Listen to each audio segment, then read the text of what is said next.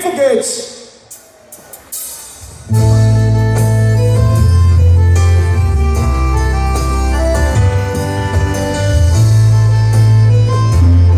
É 27.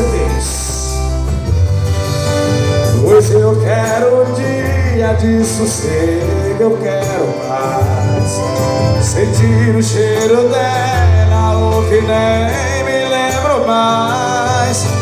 É tudo que eu planejo, acordar cedo e trabalhar, pegar o mesmo ônibus e ir pra casa descansar. Mas todo fim de tarde a galera